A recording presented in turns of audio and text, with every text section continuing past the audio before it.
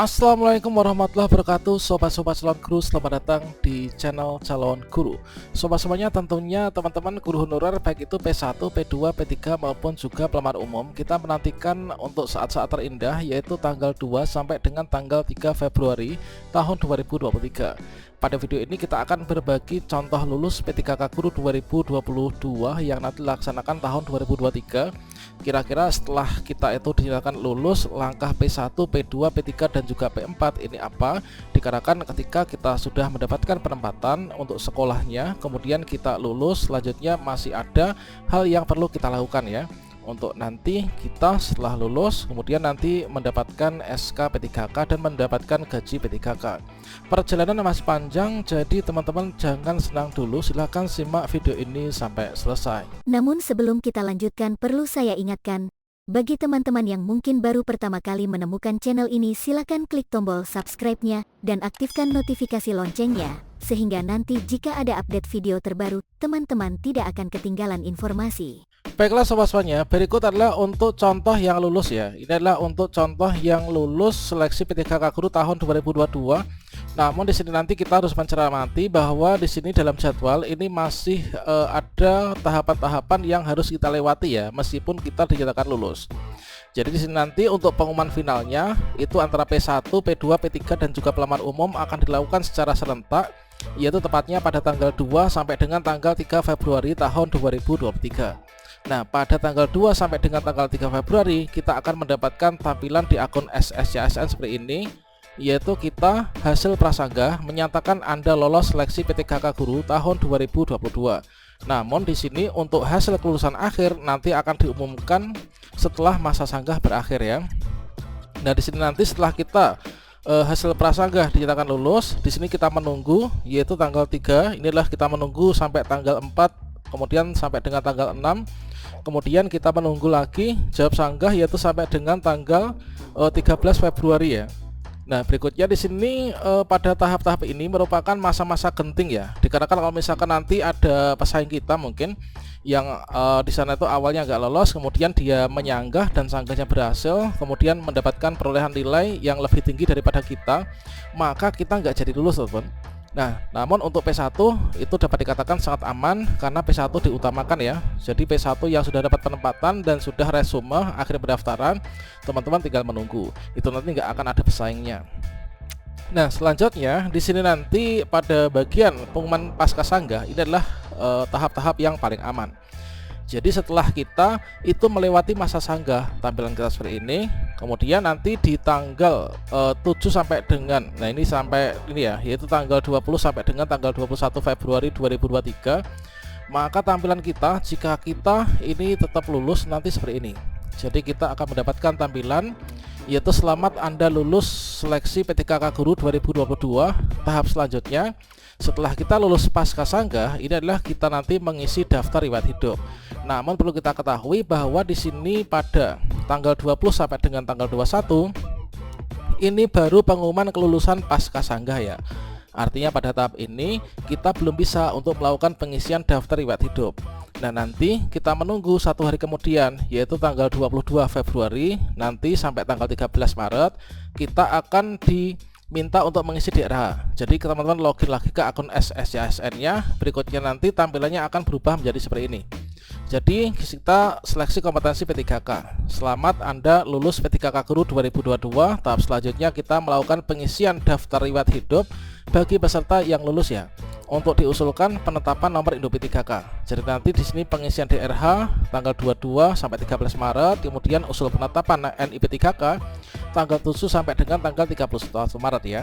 Nah, di sini kita bisa klik di sini untuk melakukan pengisian DRH. Jadi langkah teman-teman yang lulus P3K Guru 2022 melewati prasangga, kemudian melewati pasca sanggah, kemudian kita menunggu untuk mengisi daftar riwayat hidup. Nah, selanjutnya untuk pengisian daftar riwayat hidup dan juga untuk pemberkasan tentunya di sini nanti akan muncul ya, yaitu link yang seperti ini. Nah, selanjutnya setelah muncul link untuk mengisi daftar riwayat hidup, maka di sini kita bisa memilih ya, memilih untuk mengisi melanjutkan. Jadi kita jangan sampai salah klik tidak ya. Kalau tidak itu nanti artinya kita mengundurkan diri teman-teman. Nah, di sini kita jangan sampai salah klik ya. Untuk tutorial cara mengisi daerah lengkap ini sudah saya berikan videonya pada video sebelumnya ya. Silahkan cek. Nah, selanjutnya di sini pada bagian pengisian daerah tentunya kita menyiapkan yaitu file-file yang nanti akan diunggah ya.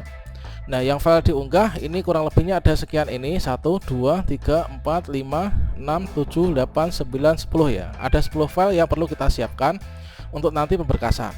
Jadi pemberkasan kita menyiapkan 10 dokumen. Selain itu tentunya kita menyiapkan data-data yang tidak perlu diunggah untuk dokumennya. Misalkan dokumen kartu keluarga kita sendiri, kemudian buku nikah, kemudian kartu keluarga dari orang tua, kartu keluarga dari mertua kalau misalkan teman-teman sudah menikah ya. Selanjutnya untuk ijazah jangan lupa untuk dipersiapkan, dan karena kan nanti juga akan diperlukan untuk mengisi DRH yang menanti DRH nanti kita bisa cetak di sini ya. Kita cetak di sini adalah untuk DRH perorangan kita, kemudian di sini adalah untuk cetak DRH riwayat. Nah, dikarenakan untuk P3K Guru 2022 berbeda dengan tahun sebelumnya, kita sudah disuruh mengisi riwayat. Ini adalah pada saat pendaftaran kemarin, baik itu P1, P2, P3 maupun juga pelamar umum. Ini nanti mungkin saja itu bisa sinkron dan kita tinggal membenahi saja kalau misalkan ada kesalahan ya. Nah, jadi kita siapkan yang pertama ada surat pernyataan 5 poin. Nah, terkait tentang pembahasan surat pernyataan 5 poin ini sudah kita bahas pada video sebelumnya. Ini silahkan teman-teman cek berdasarkan dengan peraturan BKN nomor 14 tahun 2018. Tentunya ini nggak akan berbeda ya. Nanti kita akan disediakan untuk formatnya ini dari masing-masing instansi kita ya. Nah, selanjutnya kita siapkan yaitu file surat keterangan catatan kepolisian ya, atau SKCK yang masih berlaku. Ini adalah ketentuan untuk ukuran filenya sekian, kemudian formatnya seperti ini. Kemudian kita menyiapkan yaitu file scan daftar riwayat hidup ya, daftar riwayat hidup yang diisi dan diunduh dari web SSCASN. Untuk DRH daftar riwayat hidup ini kita mengunggahnya, kita unduh dulu dari SSCASN setelah kita mengisi secara sistem ya. Jadi kita nggak bisa mengisi secara manual karena nanti akan berbeda formatnya. Jadi untuk bagian yang DRH ini adalah kita mencetak dari DRH perorangan dan juga DRH riwayat, nanti kita cetak. Setelah kita cetak itu kita isi, kita tanda tangani. Kemudian setelah itu kita scan ya, jadikan satu, diupload pada bagian yang kedua ini ya, bagian yang ketiga. Terkait tentang untuk DRH contohnya seperti apa itu sudah saya sediakan pada video sebelumnya. Nah, selanjutnya kita scan yaitu file scan bukti pengalaman kerja ya. Ini adalah yang dilegalisir. Tentunya kalau misalkan kita guru, kalau daerah kami dulu itu SK surat pengalaman kerja itu didapatkan dari Dinas Pendidikan ya. Dari Dinas Pendidikan dengan persyaratan untuk mengajukannya itu kita menyiapkan yaitu SK pengangkatan dan juga SK perpanjangan setiap tahunnya, mulai dari pertama sampai terakhir, nanti sebagai bahan lampiran untuk diterbitkannya SK pengalaman kerja dari Dinas Pendidikan. Untuk contohnya sudah kita bahas pada video sebelumnya. Kemudian untuk file scan surat keterangan tidak mengkonsumsi nafsa ya, ini adalah nanti kita mencari bisa dari BNN atau mungkin juga dari RSUD ya. Kalau di daerah kami itu bisa ke RSUD, bisa juga ke BNN. Kemudian file surat keterangan sehat jasmani ya, inilah dari dokter pemerintah, ini adalah dari RSUD. Kemudian file scan ijazah pendidikan asli, ini adalah ijazah yang kita gunakan untuk mendaftar, jangan sampai salah ya kita menguploadnya.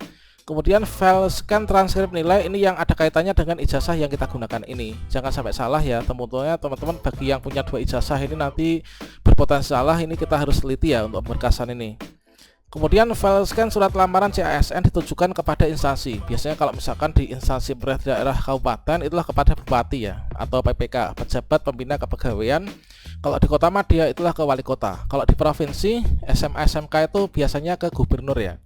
Nah, ini contohnya sudah pernah kita bahas. Kemudian asli pas foto terbaru formal, latar belakang merah.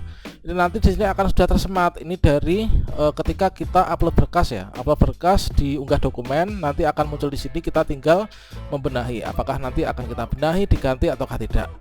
Oke, demikian langkah berikutnya setelah kita lulus nanti. Teman-teman silahkan cek video sebelumnya untuk pengisian DRH secara lengkap secara live ya. Demikian, semoga bermanfaat. Wassalamualaikum warahmatullahi wabarakatuh.